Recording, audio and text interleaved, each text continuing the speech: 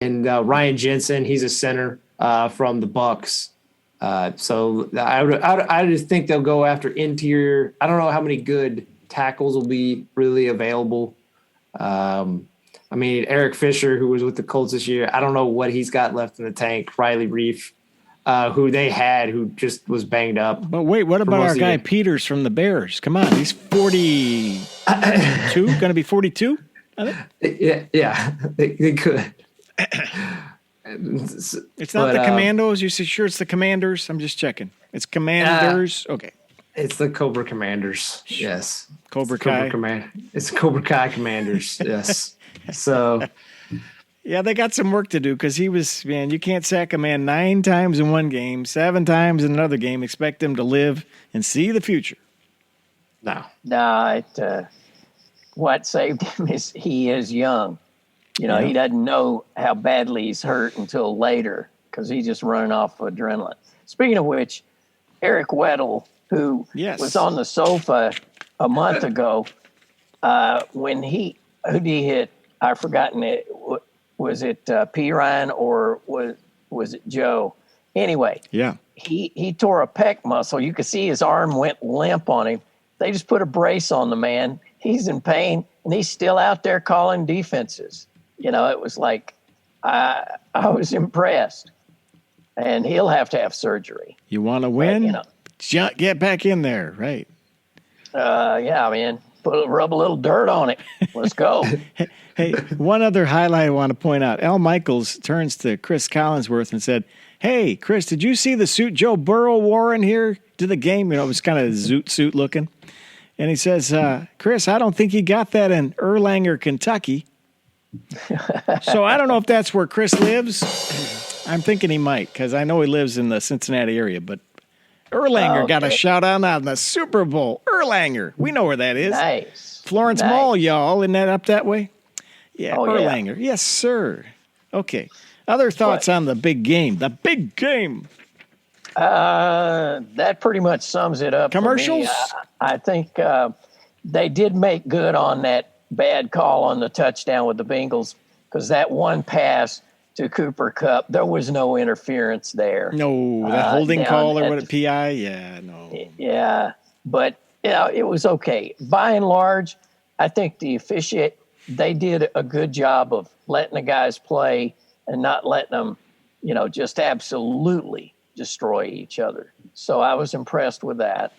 I wondered, just a sort of an aside here, I wondered about Russell Wilson sitting with Roger Goodell. That was funny, wasn't it? That was a 2-shot there. What are they talking about? I don't know, but you could tell by Goodell's body language, he didn't want to talk to him. So it was interesting. Hey, by the way, through the computer lugs, I just pulled your shirt. Did you feel it? Oh, no, they didn't. They called it, though. You know what I'm talking about? He didn't even touch that. He didn't even touch Cup, and he gets called for PI. Come on. Okay. I see it differently, but I guess it's just I just pulled your shirt. Did you feel it? Call a foul.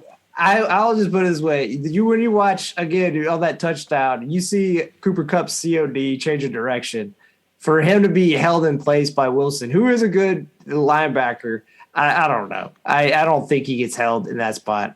I'm not going to say the way they were swallowing the whistle, it's kind of odd that they did call it. I will maybe at least concede that. But I do think he was impeded to some degree. I do. So I'm like the one person, I guess, in the United States who believes that. Man, T-Dog just used the word of the day, impeded. We got to get that one. It's impeded progress. That's right. He sounds like an NFL ref. Yeah. All right, other things, or you want to move on to commercials, or what else? Commercials. Commercials? Hit them. Go for it. The only one I really remember is the one with the goats.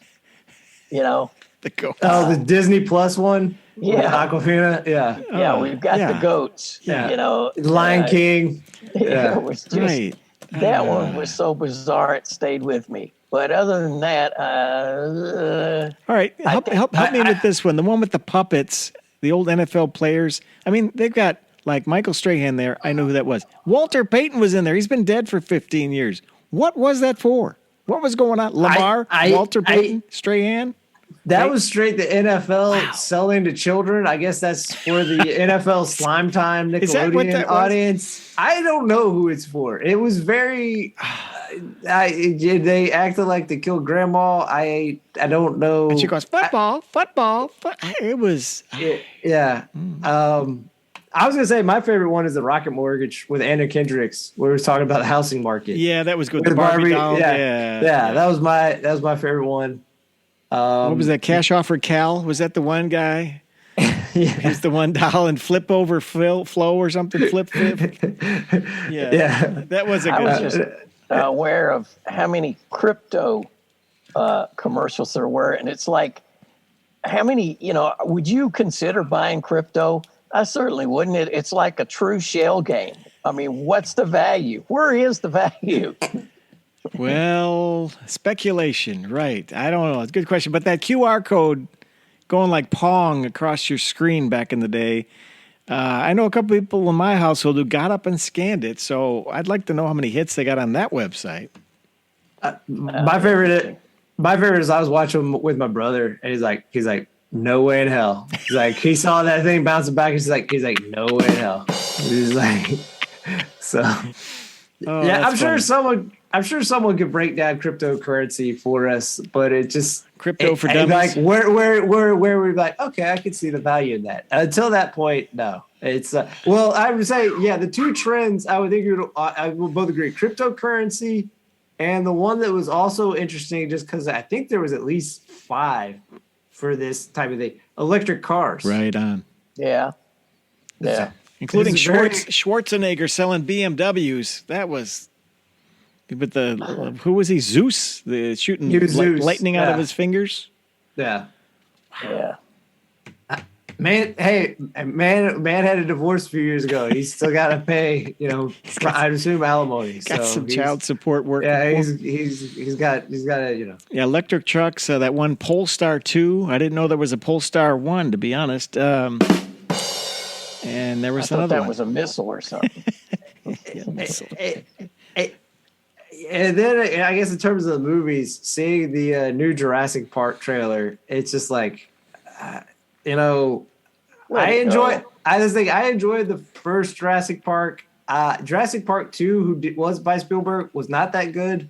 The third one by, I believe, Jim Johnston, the guy who did The Rocketeer, was actually pretty good.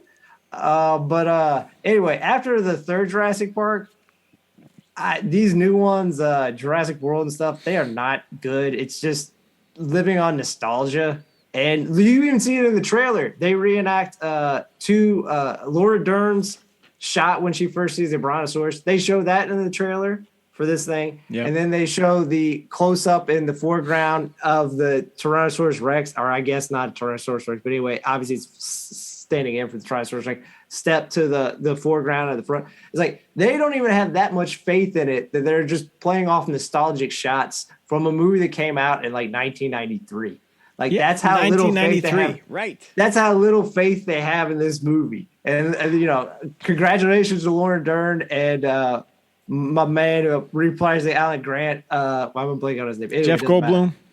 Well, yeah, Jeff Goldblum, but the Sam Neill. Thank you, Sam Neill. Thank you. But it's like, I'm glad they're all getting paid. That's the only thing I'm happy about for this new Jurassic movie. Other than that, I say a hard pass. Exactly.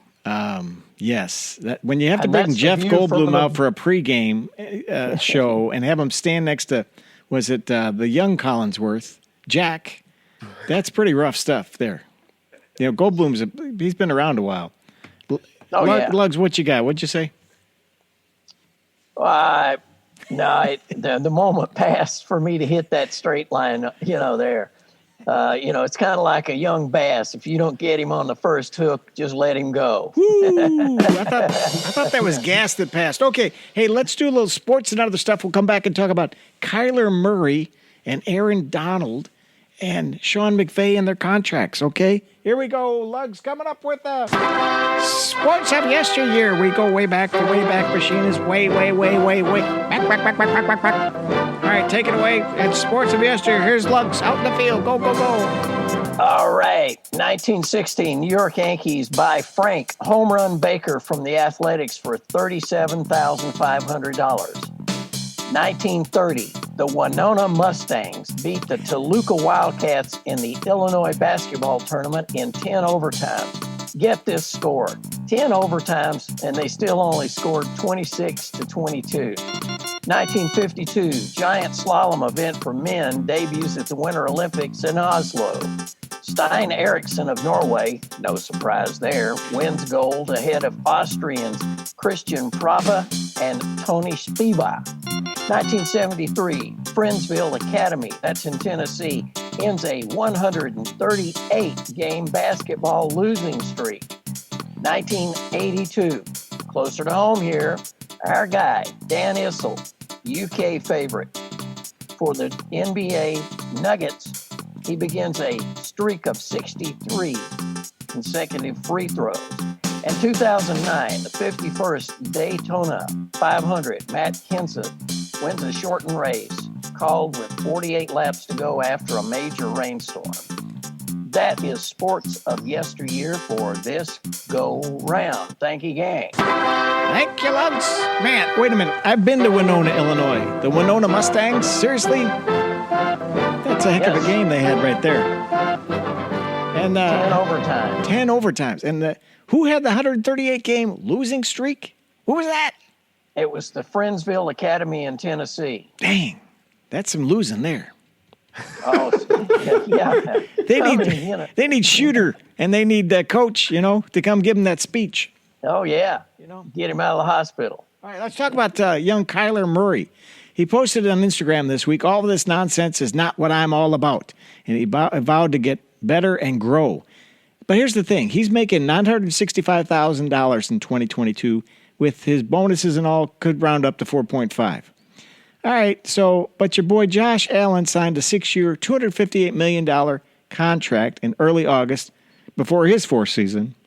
Will Kyler see that kind of money? Fellas, what's up with Kyler? I don't think Kyler will see that kind of money.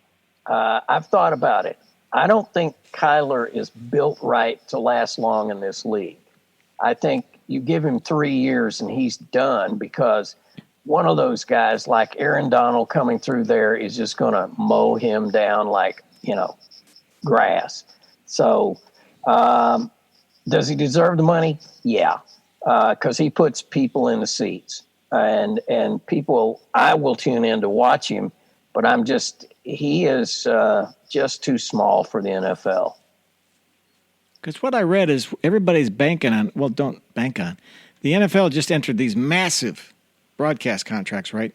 So everybody wants to jump in that. And Josh Allen got in on that. Kyler says, hey, me too. What do you think, T-Dog? I think the big problem I have with Kyler Murray, the whole situation, it just seems, and again, I know we're older, so we don't get it. Like his first response, I guess, to kind of a shot fired at the Cardinals, instead of keeping it in-house, he goes on his media platform and he takes out all pictures that involve the Arizona Cardinals. And again, I know it was a playful jab, but still, when a situation's like kind of like a tinderbox, it's very bizarre. Arizona Cardinals did the same thing. They took down every picture of Kyler Murray except for I think 2. So it felt like, and again, like I said, that was jest, but it feels like one of those situations where someone running the social media account is not talking to the people in the front office. Like, what are you doing? And then it came out today that Mike Garafolo said that Kyler Murray refused to go in on the playoff loss in the fourth quarter for like the last minute, where I guess Colt McCoy encouraged him to finish the game. And Murray said, no, that's it, I'm done. These things don't get leaked unless there's other people in the roster, not just the coaching staff, on the roster who have some bad intentions for the guy who's supposed to be the leader of their team. A smoking gun, as it were. So that's a problem. And then factor in what Luggs is bringing in, which I agree with him. Some people might be like, oh, well, Russell Wilson's had a lot of success around that height. It's not the same thing. Russell Wilson's like and he's probably slimmed up a little bit. During his early years, Russell Wilson was like 225. He was like a very weight and height. Yeah, he was like that of a running back, fullback, and Drew Brees. He had some injuries early on in his career, like Kyler Murray, and then like his prime years for the most part, where he stayed healthy with the Saints. They had such a great offensive line. He had